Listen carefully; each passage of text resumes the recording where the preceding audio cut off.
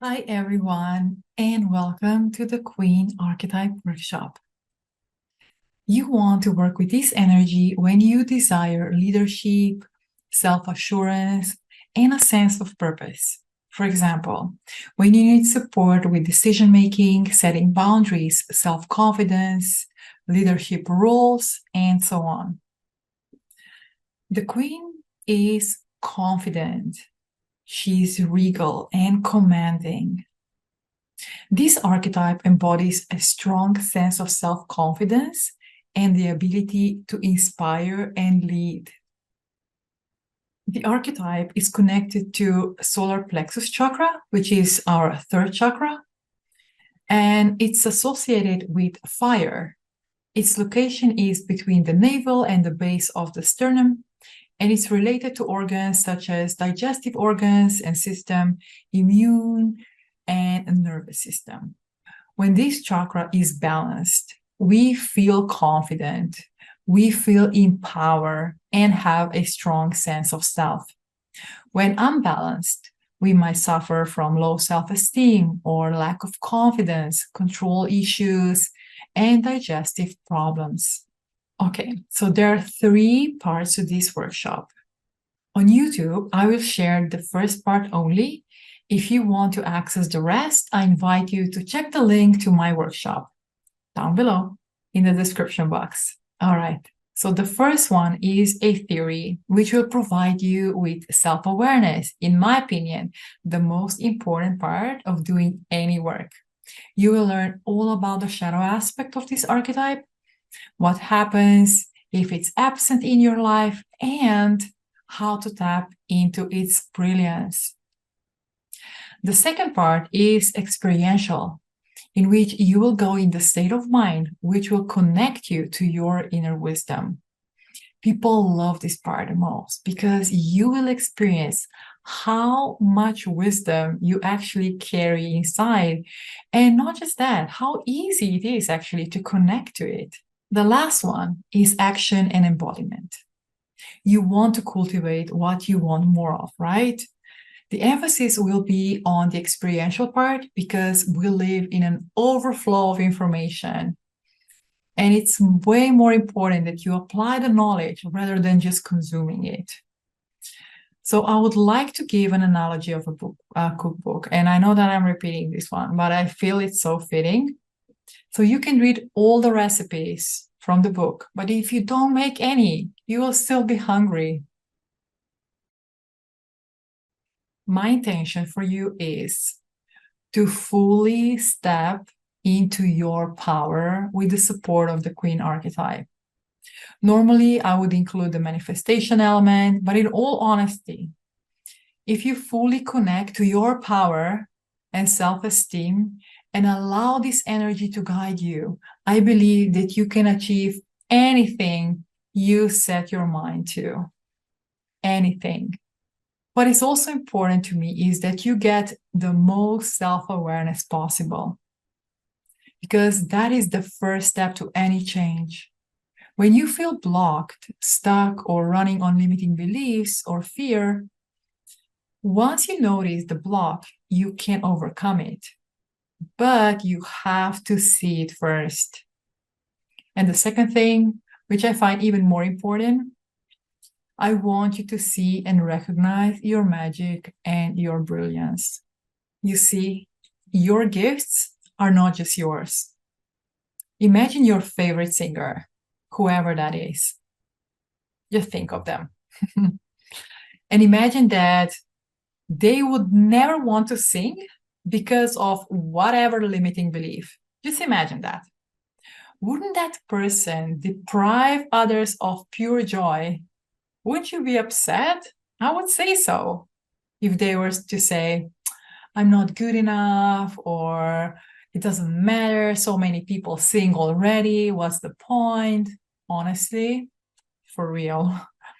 So your gift, your magic is your way of contributing to the whole world. Your body is a channel for your creative expression. However, to be in alignment is important for you to accept who you are. All the parts, especially your shadow part. And I'm going to give you a quick introduction to the shadow in a moment. In the last two workshops on Maiden and Huntress, I gave example of archetypes from fairy tales, but today I want to share a little bit of more personal story about this archetype. And let me start with this. The queen had only one way of settling all difficulties, great or small. Off with his head, she said without even looking around. That is from Alice Adventures in Wonderland. For the longest time, every time I heard women referring to each other as queens, I didn't like it. Nor I didn't particularly like if someone else called me that. And I didn't know why. It just didn't feel right. However, when I started working with this archetype, everything shifted. And I also discovered why I had issues with her in the first place. And now I can say that I love this archetype. I really love it. But let's go back. Let me reveal the story. Last year, one of the courses I took was called Abnormal Psychology. And when I read about borderline personality disorder, something about it felt familiar, as if I have experienced it in some way. And for those of you who don't know what that is, it really comes down to, I would say, fragmentation of personality, meaning that a person struggles with self-regulation and being emotionally stable. And this is hard for people who are around them. And it's also not easy for the person who suffers from it. We can have empathy for both. So my research led me to a book called Understanding the Borderline Mother. And funny enough, the author talks about 4 different archetypes, one of them being queen. And as I read about the borderline queen, I understood that actually that was one of my main female role models. So my main female role model was borderline queen. And I'm not sharing this story to condemn her or anything like that, not at all. Actually, a lot of things came up for me with that realization. One of them, deep sadness, but also relief. I could finally understand my disconnection with the queen archetype because I was introduced to the shadow part of it, meaning my female role model from childhood would often embody the shadow aspect of the queen. And just to be more specific about how that came about, so the shadow part of the queen, of the borderline queen's personality, is she's preoccupied with herself. She seeks attention, demands total loyalty, is intrusive and violates boundaries, believes that rules don't apply to her, and so on. Her motto is, "It's all about me. There is no room for anyone else." And speaking about myself, my disconnection was also because I had a lot of anger towards the queen. As a child, I couldn't really rebel against it, but now I could, which led me to being dismissive towards the queen.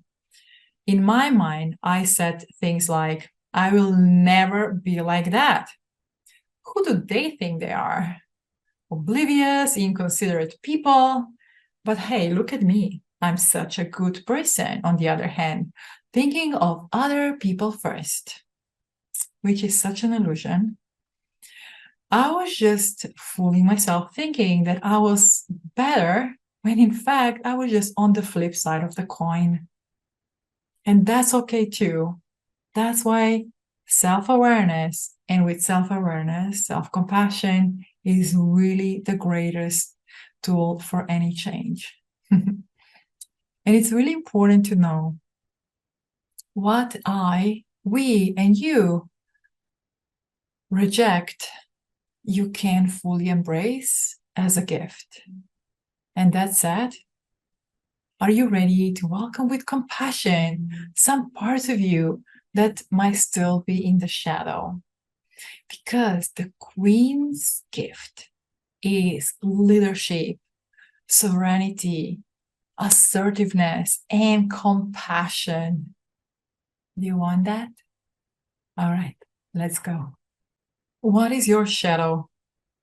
Everything you judge, deny, feel ashamed of, or hide related to others or yourself is most likely your shadow aspect. And how do you get to that? Growing up, by the age of 7, what inevitably happens is that certain parts of you start being rejected by either your parents, caregivers, or the environment at large. Things, qualities of you, such as, for example, being very loud or opinionated, even sensitive. To feel love, safety, and connection, you had to suppress or deny certain parts which weren't acceptable. And this is how shadow appeared.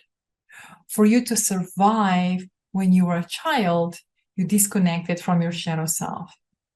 And as I mentioned before, the cure for shadow is embracing those outcasted parts with love and compassion. Let's look at the biggest fears and challenges for the Queen archetype. As I name them, I invite you to reflect and see if they come as a surprise or not. Again, be curious, be kind to yourself, okay? All right. The first one is fear of inadequacy or unworthiness. We might think that the Queen feels worthy at all times, but that isn't always the case. She might not feel capable or deserving of the responsibility that comes with leadership. And that can stem from a sense of self-doubt or a belief that she's not qualified or worthy of holding power. The second one is fear of losing control. The Queen values order, stability, and control. The fear of losing control can arise from the concern that unexpected circumstances may disrupt the stability she has created. And this fear can actually lead to a desire to micromanage or resist delegating tasks to others. Next one, we have fear of rejection or criticism. Queen may fear being judged, criticized, or rejected by others. Because she's in a leading position, she might feel pressure to maintain a certain image or meet high expectations, which can lead to anxiety and fear of disapproval. Then we have the challenge of balancing power and compassion. So she sometimes needs to navigate the delicate balance between being assertive and nurturing, between making tough decisions and considering the needs of others. So this challenge involves finding a middle ground where she can exercise her power and authority while still being compassionate and fair. So the next one is the challenge of embracing vulnerability.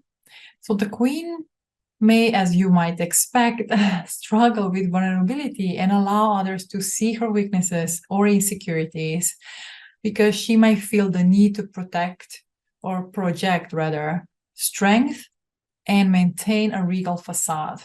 And that can hinder authentic connections with others, right? And the last one, we have the challenge of maintaining boundaries. It's important that the Queen establishes and maintain healthy boundaries to protect her energy, time, and well-being. And this can be a challenge, as she may feel responsible for taking care of everyone and find it difficult to say no or set limits. So let's see her shadow aspect. And usually the shadow is when the positive qualities are distorted, suppressed, and they come out in unsupportive way. The first one we have is domineering or controlling behavior. When in shadow, the Queen may become overly controlling, seeking power and authority for its own sake. She may use her position of influence to dominate others or suppress their autonomy.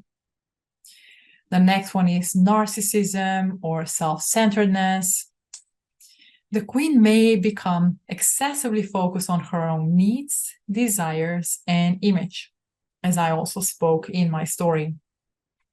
She might prioritize personal gain at the expense of others, lacking empathy or consideration for their well-being. Next one is entitlement and elitism. So when in shadow, Queen may develop a sense of entitlement, believing that she deserves special treatment or privileges solely based on her position. And this can lead to a hierarchical or oppressive dynamic between herself and others.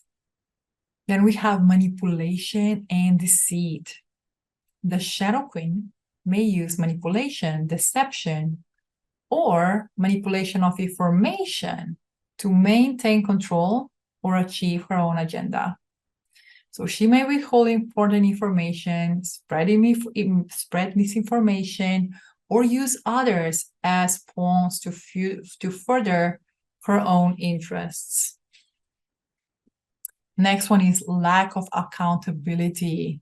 So when in shadow, she may resist taking responsibility for her actions, deflecting blame onto others, or refusing to acknowledge her mistakes. She may avoid accountability as well as fail to address the negative consequences of her decisions or behavior. And the last one, absence of nourishing or compassion. So the Shadow Queen may neglect the well-being and needs of those under her care. She may lack empathy, viewing others as tools for her own ambitions rather than individuals deserving of care, support, and recognition. So, hearing all of that, how do you feel? Can you connect any of those traits to anyone you know, maybe someone from your life? And even which one do you feel most triggered to? I'm curious. But let's jump in and see how is it or what happens if there is absence of connection with the Queen archetype. How does that show up? In a number of ways, actually. We have lack of self-confidence, difficulty in leadership, as well as struggles with decision-making. Without this energy, a woman might find it hard to make decisions because she might feel uncertain, hesitant, she might have a lot of self-doubt. The next one is low self-worth. When this archetype is absent, or the energy is absent, rather, a woman might struggle with feelings of inadequacy and have difficulty recognizing her own value. Then we have unbalanced relationships. Without this energy, a woman finds herself in unbalanced relationships, either giving too much and feeling drained, or taking too much without giving back. The next one we have is difficulty in nourishing others. Without a healthy connection to this energy, a woman may find it challenging to nourish others effectively or nurture others effectively, whether as a parent, friend, or a partner. Lack of grace under pressure. Without this energy, a woman might become stressed, anxious, or overwhelmed in challenging situations. And this one I find is important, inability to set boundaries. When this energy is absent, a woman might struggle with setting and maintaining healthy boundaries, leading to exploitation or overcommitment. Then we have struggles with self-care.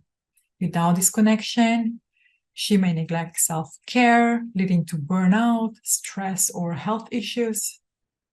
Then avoidance of responsibility.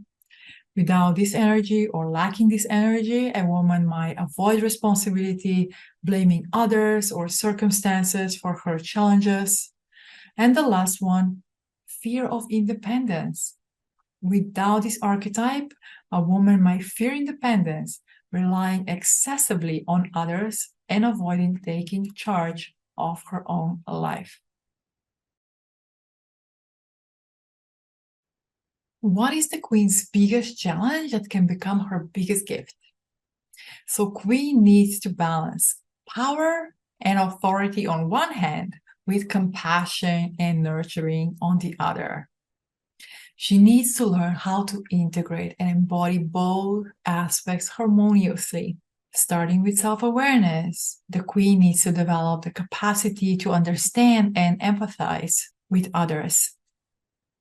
That way, she can create a supportive and nourishing environment where individuals feel seen, heard, and valued.